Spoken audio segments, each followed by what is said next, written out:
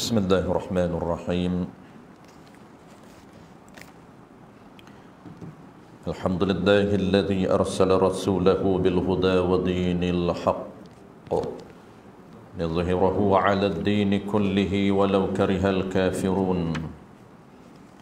Asyhadu an la ilaha illallah wahdahu la syarika lah wa asyhadu anna Muhammadan 'abduhu wa rasuluhu. Salawatullahi wa salamuhu ala hadzal nabiyil karim wa imamil muttaqin wa qaidid du'akil mujahidin wa ala alihi wa ashabihi ajma'in. Allahumma 'allimna ma jahilna wanfa'na bima 'allamtana waj'alna minal mukhlisin. Sallallahu ala sayyidina Muhammad wa ala alihi wa baraka wa sallam. Alhamdulillahi rabbil alamin, amma ba'd. Terlebih dahulu marilah sama-sama kita menyatakan setinggi-tinggi kesyukuran kehadrat Allah Subhanahu wa taala kerana dengan limpah kurniaan Allah sekali lagi kita diberi kesempatan, masa, peluang dan juga kekuatan oleh Allah Subhanahu wa taala untuk kita menyambung kitab kita pada malam ini tuan-puan, kitab Fiqh Idaman Penutup jilid yang pertama dalam tajuk syarat sah sembahyang. Itu tajuk yang pertama ataupun komponen asas yang pertama. Syarat wajib itu kita dah bincang, tapi antara komponen yang penting yang menjadi asas di dalam pembentukan sembahyang ini, iaitu salah satunya adalah syarat sah sembahyang yang kita mesti jaga. Dalam kitab kita ini sebut syarat sah sembahyang ada 6 perkara, dan kita akan bincang juga. Selepas itu barulah kita akan bincang rukun dan seterusnya perkara yang membatalkan sembahyang. Itu 3 komponen yang asas di dalam sembahyang yang perlu kita jaga. Sebelum di belakang itu barulah kita bincang tata cara sembahyang berjemaah. Ini kita fokus kepada sembahyang seorang diri. Barulah kita akan belakang ini baru kita akan bincang tata cara sembahyang jemaah. Kita kena tahu bagaimana cara kita nak ikut imam, pergerakan, bila mula nak bergerak. Itu asas yang kita mesti tahu. Kita jangan imam tak sempat sujud, sempurna sujud kita dah mula bergerak. Itu melanggar etika mengikut imam yang menyebabkan makruh hukumnya, yang akan rugi apabila tidak ada ilmu tentang cara mengikut imam ataupun syurutul iqtida. Target kita nak sembahyang itu ada pahala yang 27, tetapi rugi saja. Itu bimbang kita. InsyaAllah kita akan bincang tuan-tuan. Tapi asas ni kita baru duk bincang sembahyang, dia panggil peraturan sembahyang munfarid, peraturan sembahyang seorang diri. Baik, syarat sah sembahyang yang kita nak bincang pada malam ini yang kelima. Betul? Menutup aurat kan? Yang kelima, menutup aurah. Qala al-musannif rahimahullah subhanahu wa ta'ala, kelima. Betul Oh, alright. Oh, okey. Oh, yang tu harus meninggalkan kiblat. Baik. Qala al-musannif rahimahullah subhanahu wa ta'ala, pendetilan. Baik, kita mendetailkan satu persatu daripada 6 syarat sah. 6 syarat sah ni yang pertama disebut secara umum, kemudian 2 syarat terakhir itu akan didetailkan. Pertama, suci daripada hadas besar dan kecil. Kita akan bincang secara spesifik tajuk bagaimana cara mengambil wuduk dan juga tata cara mandi wajib.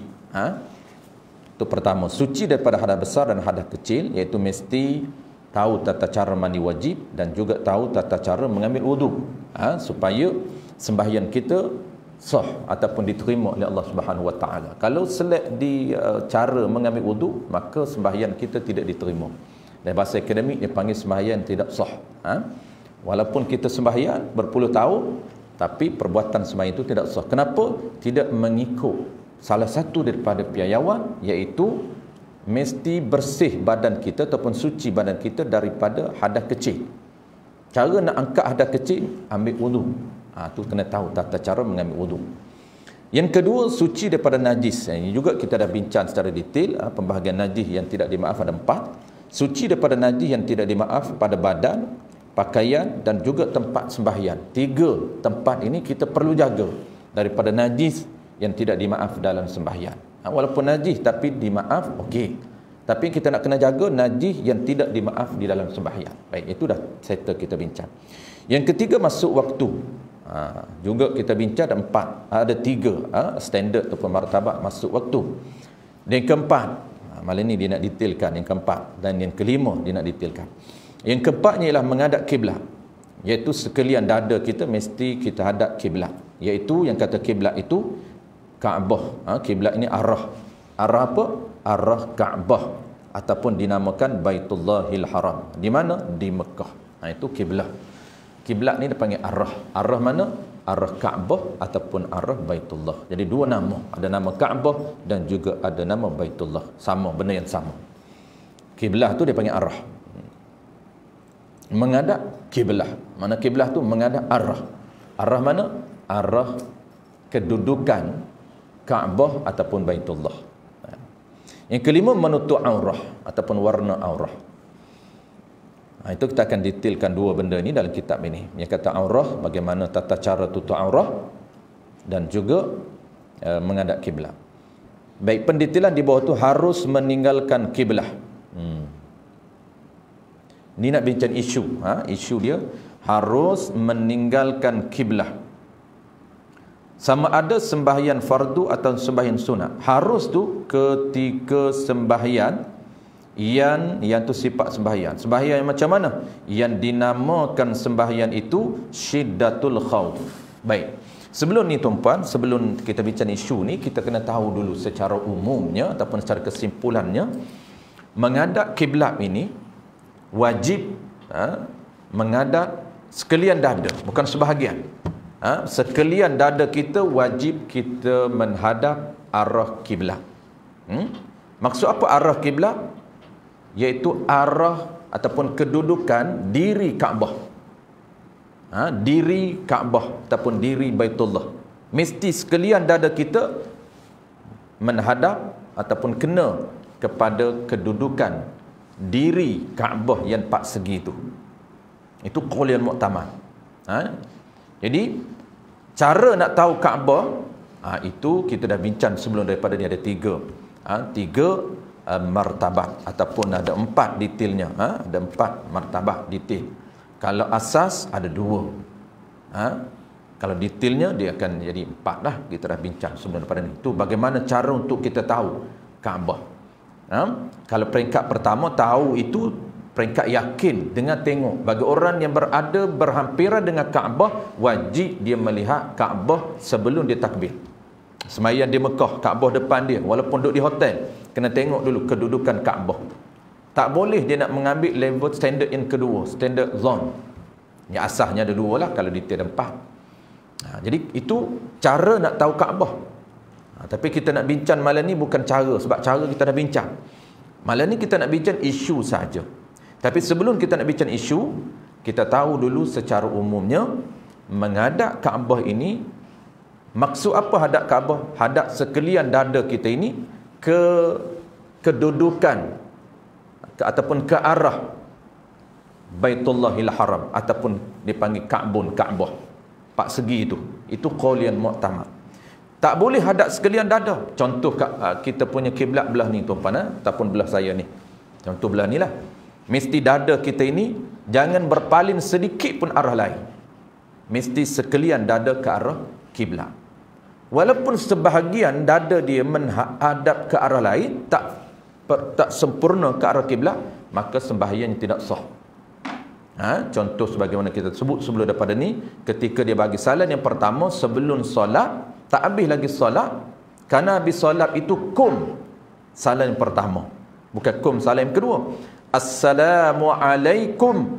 Kum itu baru sempurna sembahyang dia. Tetapi tak sempurna sembahyang lagi, tiba-tiba dada dia menghadap ke arah lain sebahagian sahaja, maka tidak sah. Contoh, dia bagi salam terlebih. Kita dah bincang sebelum daripada ni, cuma kita sebut sekali lagi. Assalamualaikum. Dia yang wajibnya ialah lafaz yang bernama salam. Sunat hai'ah dipakejkan ketika memberi salam, maka sunat berpaling muka, bukan dada.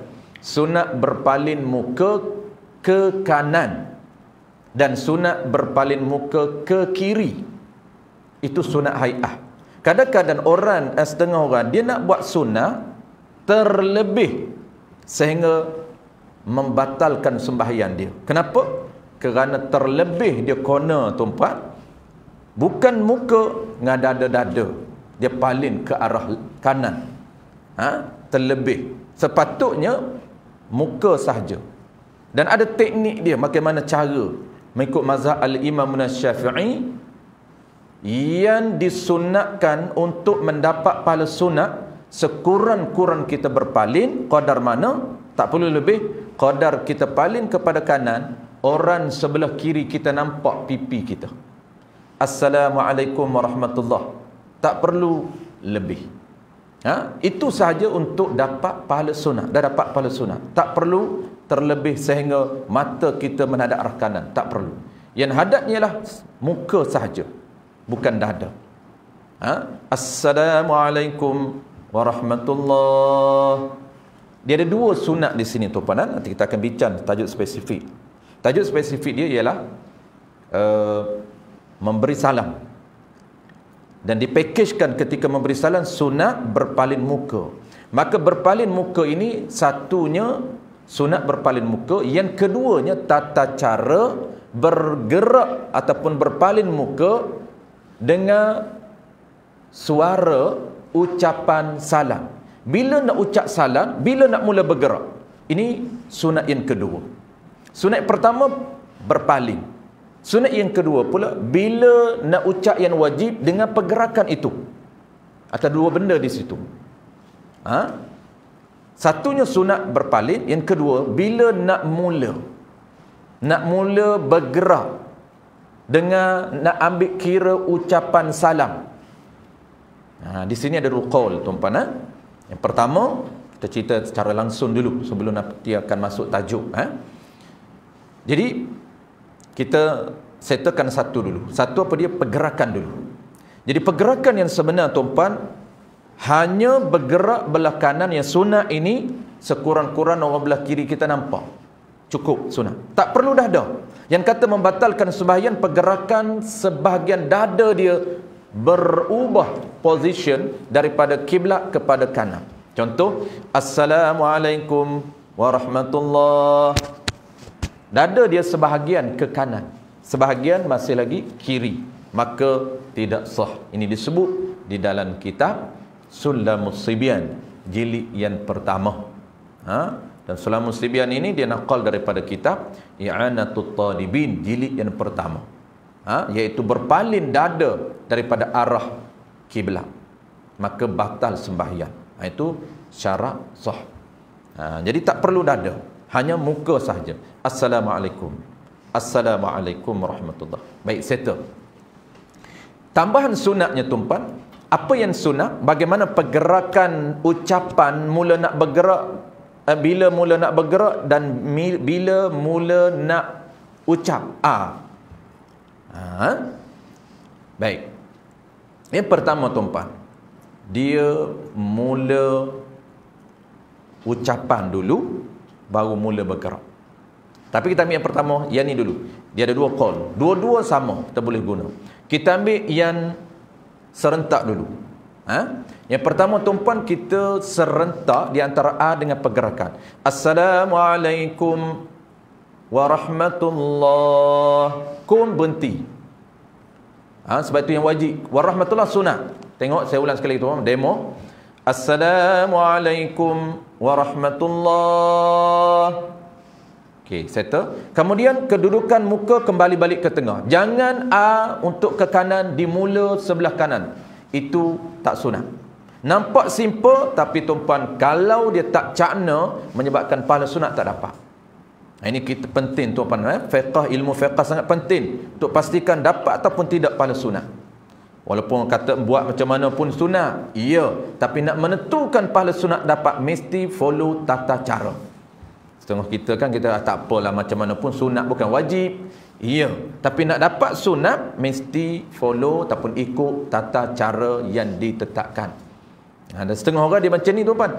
Assalamualaikum warahmatullahi. Assalamualaikum warahmatullahi. Dia ambil di sini mula dah, sambung terus wasal. Assalamualaikum warahmatullahi. Assalamualaikum warahmatullahi. Tu dia main borol. Dia ada dia punya pengasingan. Ya? Okey, saya ulang sekali lagi tuan-tuan, cara dia A depan. Okey. Fil alamina innaka hamidum majid. Assalamualaikum. Kum saja kita muka kita ke arah kanan. Warahmatullah teruskan. Tak payah bergerak lagi. Pergerakan kita berhenti setakat kum. Assalamualaikum warahmatullah. Kembali balik kepada asal. Jangan A lagi. Kembali balik ke depan. Muka kita terus ke depan, baru sunat ke kanan. Ke kiri. Assalamualaikum warahmatullah. Assalamualaikum warahmatullah. Cara yang pertama. Dia ada dua tuan-tuan. Saya rasa kalau saya bagi dua-dua tak ingat. Tak tahu yang mana. Ini baru pertama ni. Dia ada satu cara lagi. Saya rasa lebih baik kita bagi satu cara dulu. Dua-dua tuan-puan boleh buat yang mana satu. Pertama mula serentak. Assalamualaikum warahmatullah. Assalamualaikum warahmatullah. Itu cara pertama. Jadi sebelum lain kali kita sebut cara kedua. Bagi ingat cara pertama ni, akan datang cara kedua. Supaya dia clear kan. Nanti bagi dua-dua tak ingat, bahaya. Apabila dua-dua tak ingat, kita buat cara kita. Dah 20 tahun dah kita buat lagu tu. Macam mana? Assalamualaikum warahmatullah. Assalamualaikum warahmatullah. Dia kona terus. Dia main apa nama ni, tak ada sepadan. Dia ada sepadan dia. Assalamualaikum warahmatullah. Kembali balik. Assalamualaikum warahmatullah. Jangan assalamualaikum baru palin. Itu cara kedua. Setengah kita kan, assalamualaikum warahmatullah. Itu cara kedua. Itu lain kali. Tapi kalau tuan-puan dah buat cara kedua tu, okeylah, teruskanlah, tak apa. Cuma jangan buat cara kita. Dia ada dua cara je. Cara kita tu, assalamualaikum warahmatullah. Assalamualaikum warahmatullah. Itu sunat. Boleh tahan lagi, tak dapat pahala sunat. Tapi yang paling penting, jaga yang wajib. Wajib apa? Ucapan lafaz yang benar takbiratul ihram itu. Jaga, itu paling penting kerana dia wajib. Kalau yang tufi menyebabkan jangan harapkan bayaran sunat, yang wajib pun tak dapat. Macam mana? Assalamualaikum warahmatullah. Itu tak dapat. Assalamualaikum warahmatullah. Assalamualaikum warahmatullah. Nampak cantik. Oh, cantik dah. Assalam. Tapi tak lengkap kerana dia syaddah, kita gugurkan. Asala gugurkan satu syaddah, maka tak cukup diri yang bernama salam. Kerana diri salam nak lengkap dia, satu syaddah mesti ada. Kalau tak cukup walaupun satu sahaja syaddah, tak dinamakan salam. Mesti as-salam. Kena tekan sedikit syaddah itu. Baik. Baru kita fokus kepada isu. Ini qaul mu'tamad tuan-puan. Kalau qaul dhaif, qaul mu'tamad dia kena menghadap ke arah Kaabah. Dia panggil diri Kaabah empat segi itu. Tapi kalau qaul dhaif, memadai menghadap arah, bukan diri Kaabah. Dia panggil arah Kaabah. Walaupun tak kena berdiri empat segi, sah. Ini qaul dhaif yang disebut di dalam kitab Bajuri Ibn Qasim, juga disebut dalam kitab Sulamus Sibyan, jilid yang pertama. Tu. Maknanya tuan-puan, kita guna bila qaul dhaif ini? Kita guna ketika standard zon. Ni standard yakin, biasa kita guna tengok sendiri ataupun di luar daripada Mekah kita guna kompas. Itu standard pertama. Tapi kita tidak ada kompas. Standard yang kedua kita standard zon. Berat sangka hati kita dengan ada ijtihad, dengan ada usaha kita, tapi usaha bukan kompas, usaha lain. Tengok matahari. Mana arah matahari jatuh? Kita tahu arah matahari jatuh belah ni, arah matahari naik belah ni, maka arah kiblat kita tahu. Kita akan tengok arah kiblat, arah matahari jatuh, contoh. Maka kita hadap arah, bukan hadap diri. Tak kena diri 4 segi tu. Diri 4 segi duduk belah ni. Kita hadap arah ni sah, arah ni sah, walaupun tak kena diri Kaabah. Itu qaul yang dhaif. Baik, saya terus kepada isu dia. Harus meninggalkan kiblah. Maksud harus meninggal ni harus sah sembahyang walaupun tak menghadap kiblat. Kiblat arah ni, hadap arah kanan, ada arah kiri, hadap arah belakang. Boleh. Itu sah. Sama ada sembahyang fardu atau sunat. Sah itu sembahyang yang dinamakan sembahyang syiddatul khauf. Selain daripada syiddatul khauf, tuan-puan, tidak sah sembahyang yang tidak menghadap kiblat. Dia ada 2 saja sembahyang yang boleh tidak menghadap kiblat ni. Pertamanya syiddatul khauf, yang keduanya sembahyang sunat dalam musafir.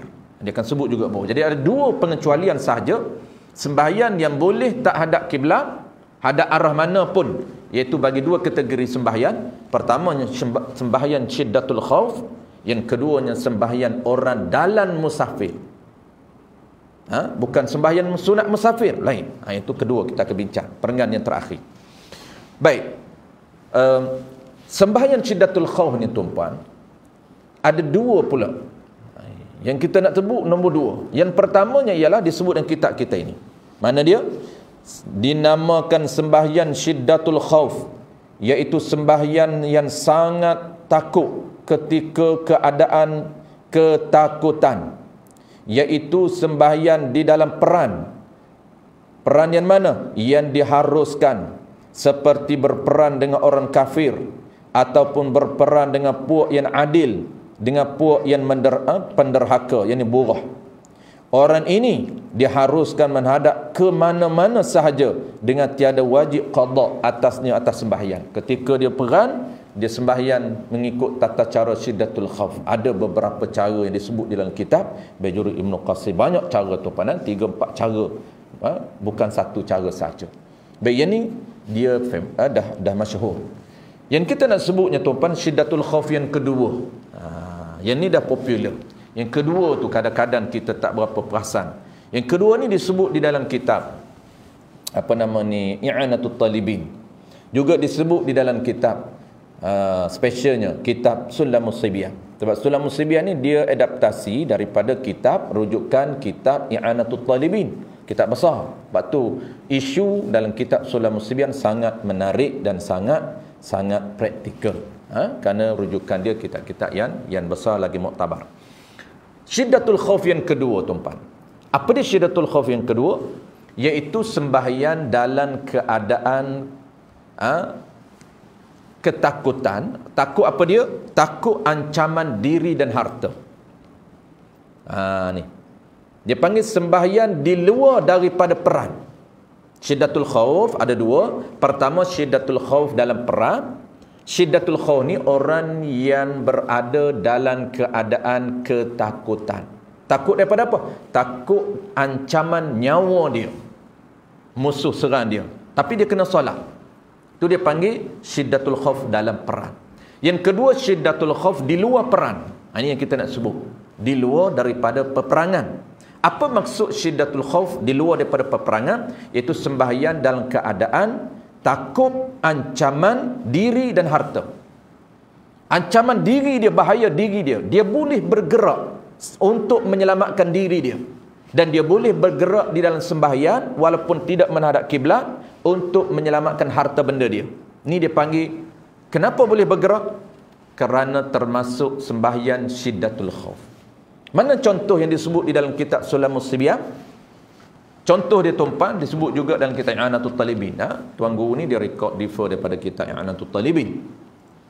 Seperti kita sembahyang, sama ada wajib ataupun sunat. Sunat lagi-lagilah. Ni kita cerita sembahyang wajib. Takbir Allahu Akbar rakaat kedua, tiba-tiba datang benda bahaya, benda yang boleh mengancam nyawa kita. Contoh datang tiba-tiba datang ular. Sembahyang datang ular, kita gaya nak rokok tengok ular, gaya nak sujud tengok ular. Takkan nak sujud atas kepala dia? Takkan tak nak lari, bahaya ni. Kita cabut lari awal lagi. Berhenti kita. Kita tak tahu cara. Dia tahu, dia kata kalau benda bahaya boleh berhenti. Tu mudah formula dia. Sembahyang ni tuan-puan mudah saja formula dia. Sembahyang, kalau sembahyang wajib, haram berhenti tanpa sebab yang dibenarkan oleh syarak. Macam mana keadaan sekalipun tidak dibenarkan berhenti. Kenapa? Kerana ada peraturan yang telah disediakan oleh syarak. Kalau datang benda bahaya, maka ada peraturan syarak menetapkan sembahyang dalam keadaan syiddatul khauf boleh bergerak untuk menyelamatkan diri dia. Kalau ular ada depan, maka dia boleh bergerak. Maksudnya tak perlu sujud tempat berhampiran dengan ular, dia boleh lari menyelamatkan diri dia. Tempat yang agak dia selamat, dia boleh rokok dan sujud. Walaupun ketika lari dia itu, dia terpaksa dada dia berpaling daripada kiblat sah. Cuma ditetapkan syiddatul khauf di luar daripada peran ini dua syarat. Yang pertamanya, ketika dia berlari itu ataupun bergerak itu tidak boleh berpijak najis, terpijak najis, terkena najis. Dan yang keduanya, dia tidak boleh bercakap. Hanya dua syarat ini saja yang dinyatakan oleh fuqaha di dalam kitab I'anatul Talibin dan juga kitab Sulamus Sibyan. Yang lain boleh berpaling daripada kiblat, boleh bergerak lebih daripada 3 kali. Nah, ini kita akan bincang pergerakan dalam solat ni, dia ada tata cara dia. Dia ada satu pergerakan yang makruh, dua pergerakan yang makruh, dua pergerakan haram tak batal solat, 3 pergerakan haram lagi batal solat. Ini pergerakan dalam solat yang biasa, yang bukan syiddatul khauf. Tapi apabila syiddatul khauf nak menyelamatkan diri dia daripada ancaman binatang buas, maka dia boleh bergerak walaupun lebih 3 kali. Tak perlu bergerak sekejap berhenti, bergerak sekejap berhenti, tak perlu. Berlari tempat yang boleh selamat diri dia. Jangan bercakap dan jangan terpijak najis. Dan jangan lari jauh sangat. Lari balik, lari sampai tempat 2-3 lebih daripada tempat selamat, batal juga bergerak. Lari di agak-agak tempat ni selamat, rokok, sujud, bangkit daripada sujud, datang lagi dia, lari lagi, tu baru boleh lari balik, sambung. Jangan lari terus dengan kira-kira tempat jauh, tak boleh. Tak lari tempat yang agak-agak selamat, kemudian sambung rokok, sambung sujud. Walaupun ketika lari dia tu, dia terpaksa menghadap, berpaling dada dia daripada kiblat. Itu contoh pertama, contoh ancaman nyawa dia. Yang kedua disebut dalam kitab yang sama, contoh ancaman harta dia. Kerana dia dua benda.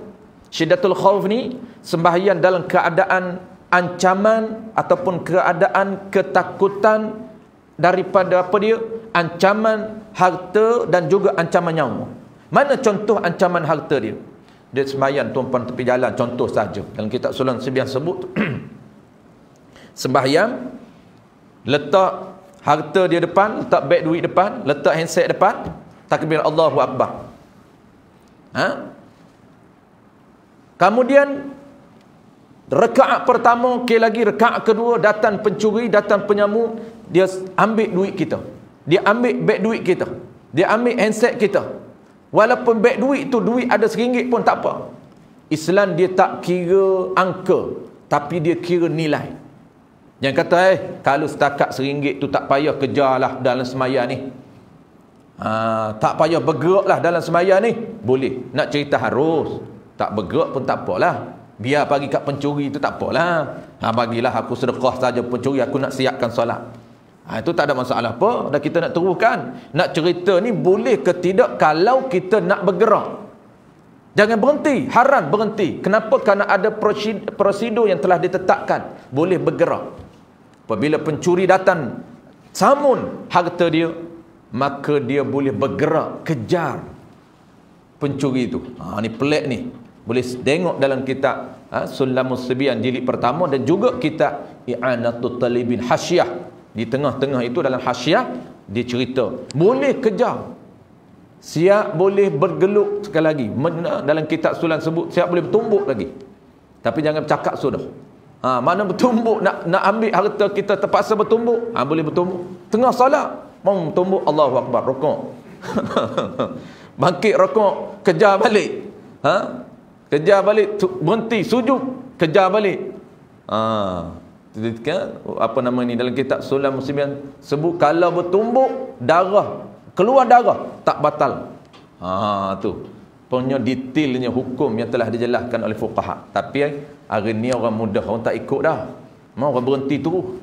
Jangan kata pencuri, tuan-puan datang samun harta kita nak curi, nak berhenti solat. Orang panggil kita berhenti dah. Kita mudah dengan solat, tuan-puan. Orang panggil, orang datang rumah kita panggil, ataupun orang tekan lonceng rumah kita, dah berhenti dah solat. Berhenti solat, buka pintu, beritahu tetamu, sekejap saya nak sambung balik. Bukan sambung dah, dia takbir lain lah. Mudah kita berhenti solat. Haram berhenti tanpa sebab yang dibenarkan oleh syarak. Walaupun dia sembahyang lain, tapi nak cerita berhenti dengan sebab yang tidak dibenarkan oleh syarak, haram. Sembahyang, kalaulah sembahyang tu sembahyang wajib. Kita postih datang berhenti dah.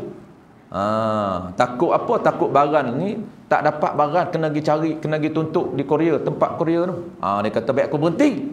Mudah kita. Baik settle. Tengok yang kedua pula.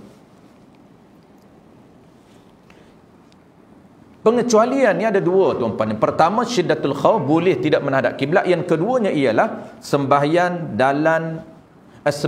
bagi orang yang dalam musafir. Tu. Qala al-musannif rahimahullahu subhanahu wa ta'ala.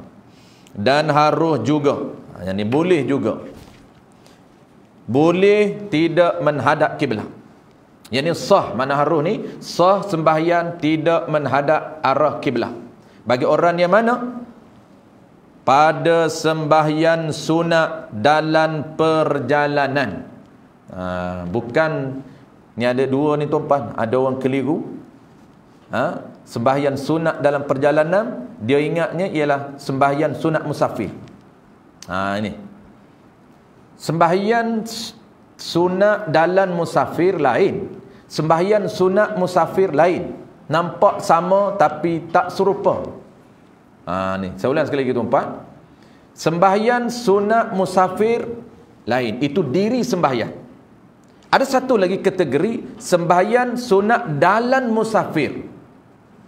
Apa saja ketika tuan-puan musafir, ketika kita driving, kita boleh sembahyang sunat. Wajib tak boleh. Sembahyang sunat, apa saja jenis sembahyang sunat boleh. Contoh tuan-puan sembahyang sunat duha ketika driving, boleh? Ya. Sembahyang sunat mutlak ketika driving, boleh? Ya, boleh. Apa nama jenis sembahyang? Sembahyang duha, sunat duha dalam musafir. Tu nama penuh dia. Nama umumnya sembahyang sunat dalam musafir. Orang dia tak berapa nak detail, tak berapa nak jelas, mengaji lalu 2-3 kali macam tu. Dia sembahyang apa? Driving, sembahyang sunat musafir dalam driving. Ketika duduk bawa kereta tuan-tuan, usalli sunnatal musafir raka'ataini ada lillahi Allahu akbar. Bawa kereta lah. Kalau bawa motor. Bukan sembahyang sunat dalam musafir. Bukan usalli sunnatal fil musafir, bukan. Sembahyang sunat apapun tapi dalam musafir. Ini ketika dia sedang musafir. Ketika dia berada atas kenderaan, boleh. Bukan sembahyang wajib. Sembahyang sunat sahaja dibolehkan. Maka antara keringanannya ialah pengecualian tak wajib hadap kiblat, iaitu salah satu kategori. Dia ada dua kategori. Salah satunya ialah sembahyang sunat dalam musafir tak wajib hadap kiblat. Kiblat dia, mana arah kenderaan dia, itulah kiblat dia. Jangan keliru dengan satu lagi, diri ada sembahyang sunat dia banyak. sembahyang sunat duha, sembahyang sunat mutlak, ada satu lagi sembahyang sunat musafir. Apa maksud sembahyang sunat nak musafir? Ketika tumpuan nak musafir, disunatkan sembahyang sekurang-kurang 2 rakaat. Ni bila sebelum musafir, bukan dalam musafir, bukan. Dalam musafir itu sunat apapun boleh sembahyang. Adapun sunat musafir sebelum musafir. Ini ada di dalam kitab, kita akan bincang. Dan kitab Wisyaul Afrad sebut, Matla'ul Badrain ini sebut, lagilah kitab besar, banyak sebut. Kalau kitab kecil macam Wisyaul Afrad pun ada sebut, kitab Matla'ul Badrain agak tinggi sikit pun sebut, lagilah kitab yang besar seperti I'anatul Talibin, Baijuri, Mughni Muhtad, lagi banyak sebut kategori sembahyang sunat. Salah satunya lah sunat sebelum musafir. Sebelum kita nak musafir itu tuan-tuan, dia ada beberapa sunat. Antaranya sunat sembahyang, antaranya sunat azan, sunat azan dan iqamah, antaranya sunat baca doa musafir. Cuma kita nak sebut tuan-tuan, sembahyang sunat musafir, nak musafir, azan dan sunat azan nak musafir. Musafir yang macam mana syarat dia? Ada kedua marhalah. Biasa orang pergi haji tuan-tuan, pergi haji dia akan azan. Panggil Tok Bilal tempah seminggu, booking Tok Bilal. Tok Bilal, minggu depan, Ahad depan saya nak ke umrah. Free tak lepas Zuhur? Tok Bilal kata, kenapa Ji? Saya nak minta Tok Bilal azan di rumah saya. Kenapa azan di rumah? Saya nak pergi haji. Dia ingat nak pergi haji je sunat azan. Bukan pasal nak pergi haji, pasal musafir. Di sinilah kena tahu. Sunat azan ni tuan-tuan dan sunat sembahyang sunat ni sama je dua ni syarat, iaitu musafir tak disyaratkan 2 marhalah, tak disyaratkan jauh. Cuma disebut dalam kitab Wisyaul Afrah, disebut dalam kitab Matla'ul Badrain wa Majma'ul Bahrain, syarat dia apa? Nak pergi ke tempat yang nak musafir ini, tempat itu jarak dia tidak ditetapkan secara spesifik. Jarak dia penetapan para ulama tetap macam mana? Sekiranya andaian kita azan di rumah kita dengan suara yang ori, ketika iklim ataupun udara sederhana, jangan ketika angin kuat bertiup, tak, yang tu jauh dia pergi, dia bawa suara kita lebih jauh. Udara dia sederhana, angin yang tak sederhana, tak terlampau laju bertiup, sederhana, menggunakan suara yang ori, tempat tak dengar suara kita, tempat yang kita nak pergi. Contohnya kita nak keluar ni ke Shell tu tuan-tuan, ke Shell tu, Shell depan tu, nak berisi minyak, musafir, ya, bak nak berjalan. Maka ada sunat azan dan sunat mendirikan sembahyang sunat. Jawab dia, kalaulah tuan-tuan azan di sini tanpa menggunakan pembesar suara, tak dengar, cashier tu tak dengar. Andailah, tak payah yang kita eksperimen pun, tak payah tajribah, andai saja. Tak perlu buat, kena eksperimen betul, kena tatbik betul, tak perlu, andai saja. Kalau nak yakin kena tatbik. Tatbik ni mana kena buat. Kena pergi seorang, aku azan sini, dengar tak telefon? Dengar suara, dengar, tak sunat azan ketika nak musafir, dan tak sunat sembahyang sunat musafir, tak sunat. Sebab dekat. Maksud dianya jauh, jauh yang bukan 2 marhalah. Jauh yang kalau azan di tempat itu, tempat yang dia nak musafir itu tak dengar suara azan, maka sunat dia musafir. Sunat dia sembahyang sunat musafir. Kita ni di share tak dengar dah tuan-tuan. Kalau nak keluar isi minyak motor ke minyak apa, sunat sembahyang sunat dulu. Ambil wudu, sebelum ambil kunci motor, sebelum dia ketika nak keluar musafir, ketika tu sembahyang sunat. Jangan sembahyang sunat awal. Nak isi minyak 10.30, pukul 10 sembahyang dah, tak sunat. Tak dapat sebab dia panggil. Sebab ni dia panggil sembahyang sunat ada 3 kategori. Sembahyang sunat yang punya sebab, sembahyang sunat punya waktu, sembahyang sunat yang tidak punya sebab, tidak punya waktu. Itu pun kita akan bincang detail akan datang. Jadi kalau tak dapat sebab, tak sunat sembahyang. Bila sebab, nak musafir. Ketika kita nak musafir, sembahyang Allahu Akbar. Selesai sembahyang sunat, azan. Allahu Akbar, Allahu Akbar. Azan tak perlulah kuat sangat, terkejut orang. Haji tu ya dah. Sekali lepas mengaji nilai macam. Nak keluar pun azan, nak keluar pun sampai sunat. Pelik dia kata. Baik tak mengaji, tak teruk sangat. Dia kata teruk pula dah. Tu dia kata bada'al islamu gharib wa sayaudu ghariman wa sayaudu gharib kama bada'. Atau kama qala Nabi. Islam dia mula asing. Maksud asing ni pelik. Di kalangan masyarakat jahiliah. Maksud pelik ini pelik daripada budaya orang jahiliah. Apabila Nabi buat benda-benda baru, dia rasa pelik. Dan Nabi kata wasayaudu, dan akan kembali gharib kama bada', sebagaimana dia mula dulu. Terasing balik di akhir zaman apabila amalan orang buat amalan Islam, majoriti masyarakat melihat pelik. Apa ni azam ni? Haji ni tak pernah buat ni. Biasanya nak azan nak pergi Mekah saja. Hari ni nak pergi diisi minyak pun azan juga. Oh, pelik. Jangan kata orang lain pelik, bini dia pun pelik. Mak haji pun pelik juga. Jangan kata dia kata suami aku dah dia buat dah. Tak pernah dia buat ni. Nak pergi isi minyak azan. Nak pergi isi minyak solat sunat 2 rakaat. Terus cuba buat. Tu ulama kata amalan ini, Islam ini nak hidupkan dia kena buat. Baru dia sentiasa berada di lapangan. Amalan sentiasa fresh, sentiasa hidup, sentiasa segar. Itulah dia amalan Islam. Habis. Jadi sekian poin yang kita nak cerita tuan-puan.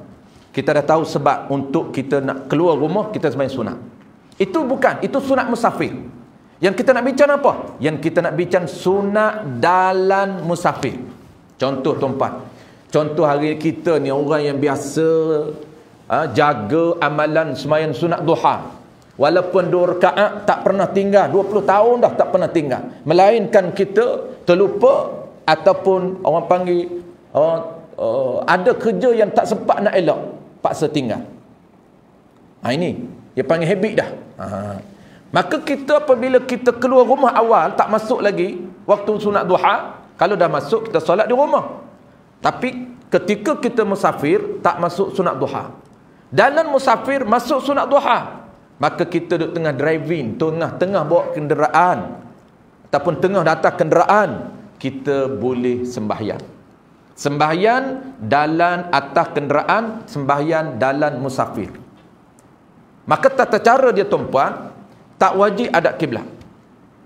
Tata cara dia tak wajib hadap kiblat. Cuma mana arah kenderaan dia pergi, itulah kiblat dia. Arah kenderaan pergi itulah kiblat dia. Tak batal. Walaupun kiblat arah lain. Cuma ada syarat dia. Perbezaan tata cara dia, kalaulah musafir jalan kaki lain, kalau datang kenderaan lain. Atau kenderaan lebih mudah berbanding jalan kaki. Kalau nak musafir jalan kaki macam dulu, nak pergi jauh pun jalan kaki, 2 km, 3 km, biasa saja. Dia orang jalan kaki. Kadang-kadang bukan saja 2-30 km, jauh pun dia orang jalan kaki. Dulu tidak ada kenderaan. Tuan guru saya, tuan-puan, dia cerita daripada Kedah nak ke Kelantan dulu tidak ada lagi jalan raya, tidak ada. Tuan guru cik yang mengarang kitab Sulamus Sibian tu, dia pergi ke Kelantan berjalan kaki. Ketika tu Bukit Gerik ni dia cerita tidak ada jalan lagi. Di zaman Jepun dia hidup belum Jepun lagi. Peperangan Jepun itu asal dia kata dia ni kalau tak Jepun melanda, tak Jepun datang ke tanah Melayu, impian dia nak sambung pengajian ke Mekah. Tapi tak sempat pergi Mekah, datang Jepun datang serang tanah Melayu, terpaksa dia tukar dia punya plan dia belajar di Kelantan. Tak pergi Mekah dia. Dia pergi belajar, nak pergi belajar di mana? Nak pergi belajar daripada tempat dia kod diam tu, nak ke Tok Kenali, Kampung Kenali Pasir Putih. Pergi dengan apa? Bukan dengan bas, jalan kaki. 2-3 bulan baru sampai. Dia pun tak ingat berapa bulan. Dia kata bawa bekal.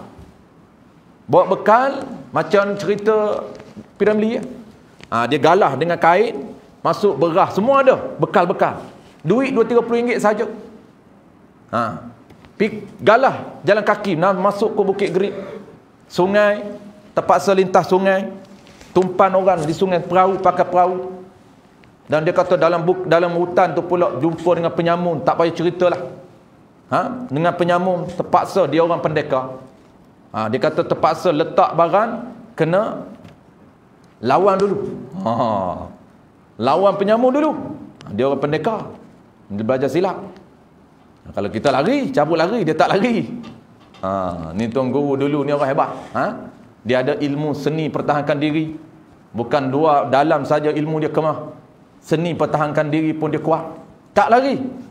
Dan tak berjaya, dia kata. Apa nama penyamun. 2-3 kali bertemu pun tak berjaya ambil rampah dia punya barang dia. Bukan ada apa pun, dia kata duit RM2-30 je. Yang ada bekal je nak bawa pergi mengaji. Hebat tuan-puan orang dulu. Saya tak boleh. Surrender awal lagi. Saya kata kalau saya hidup zaman tu lah, tak tahu lagi. Nak hijrah, nak cari, nak mengaji. Kita ada kenderaan pun tuan-puan tak mampu nak sampai tempat mengaji lagi. Dia tak ada kenderaan berpuluh hari baru sampai ke Tok Kenali, sanggup pergi. Jalan kaki saja dulu dia kata. Maksud jalan kaki tu, jalan kaki redah hutan. Kamu dia keluar hutan, ada kenderaan dia tumpam lah. Tumpam lah. Dia kata dia ingat lagi waktu tu, Bukit Gerik tu, kan dia ada sungai tu, sampai hari ni sungai tu kan. Sungai tu terpaksa tumpan perahu. Lepas perahu naik Bukit Gerik, naik hutan, sebelum jumpa jalan baru tumpan kenderaan, ada kenderaan baru tumpan orang nak boleh sampai ke Kelantan. Masya Allah, hebat.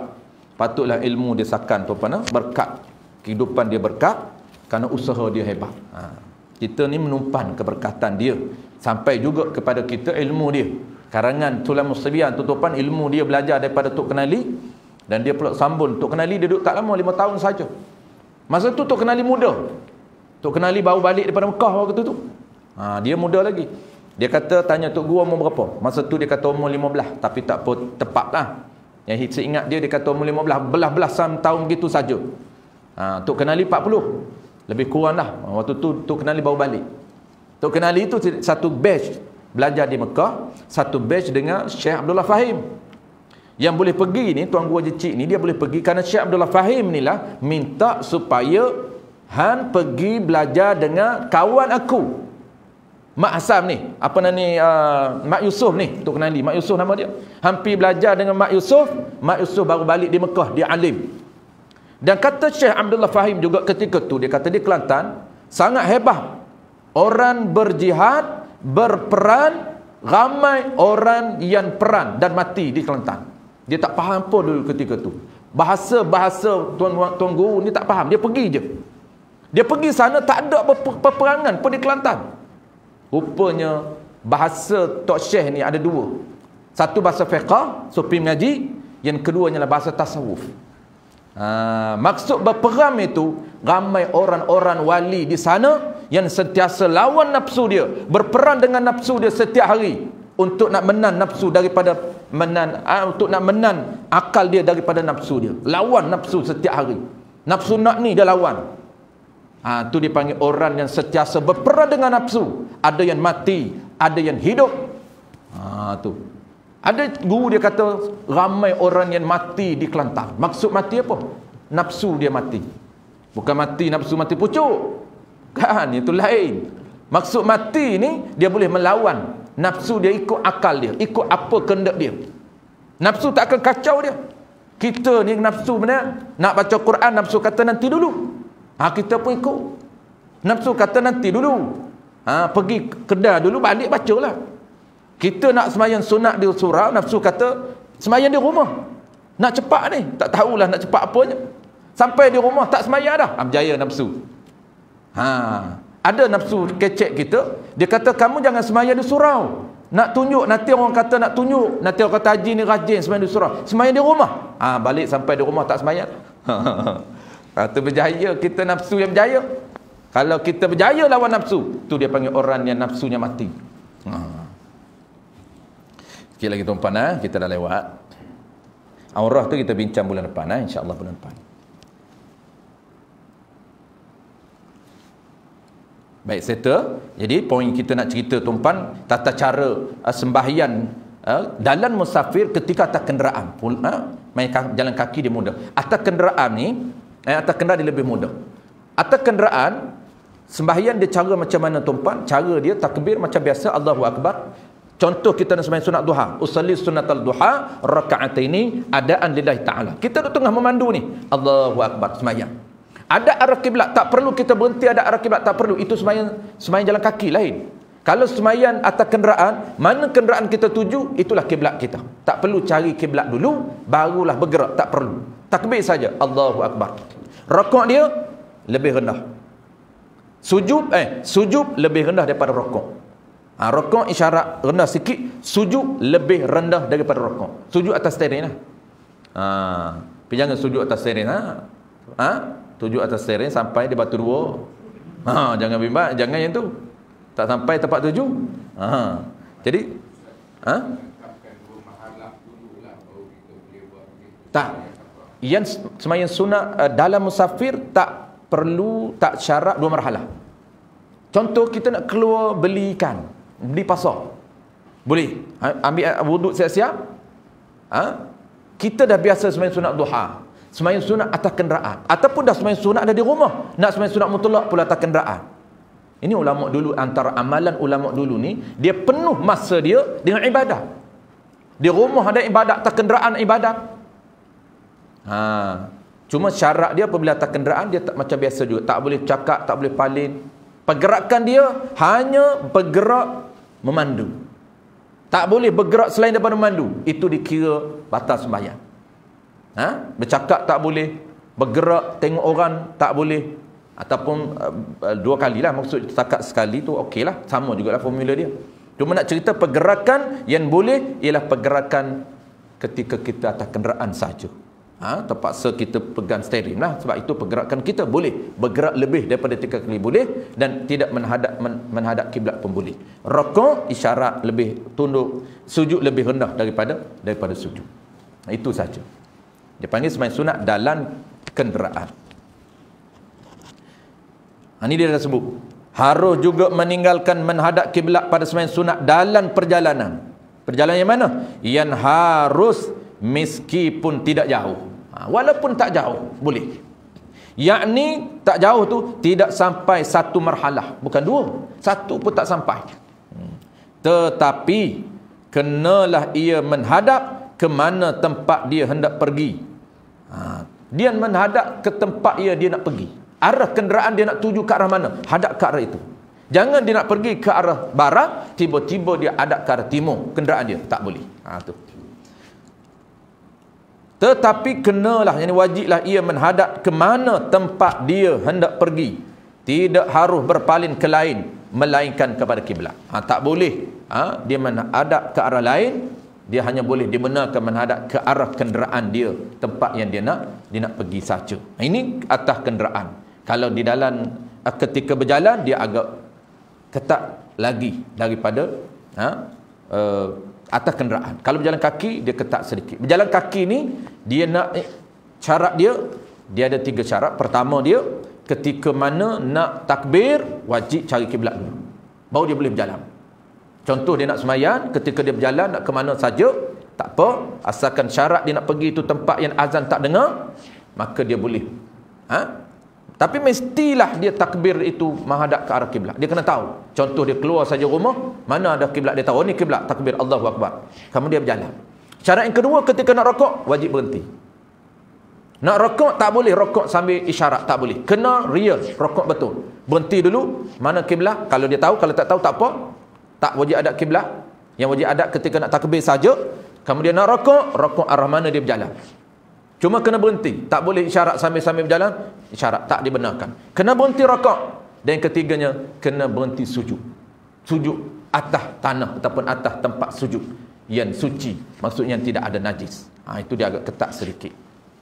Sebab tu kata kenderaan dia lebih mudah daripada berjalan kaki. Dalam perkara menutup aurah pula ada beberapa masalah, wallahu alam. InsyaAllah tuan-puan, kita akan bincang keratan tata cara menutup aurah, dan juga pembahagian aurah lelaki ada 3, dan juga aurah perempuan ada 4. InsyaAllah bulan depan kita akan bincang secara detail berkaitan dengan makna aurah, pembahagian aurah dan tata cara menutup aurah di dalam sembahyang. Dia ada teknik dia. Nak tutup aurah dalam sembahyang ni ada teknik yang telah ditetapkan di dalam panduan kita, wallahu a'lam. Insya-Allah kita akan tamu bulan depan. Kami ni tuan-puan, kita ada satu lagi kami ni. Tapi kami ni kita baca modul akidah tak habis lagi. InsyaAllah habis saja akidah tuan-puan, tak lama dah akidah nak habis. Baru kita akan sambung kitab ni balik. Wallahu a'lam. Bismillahirrahmanirrahim. Alhamdulillahi rabbil alamin.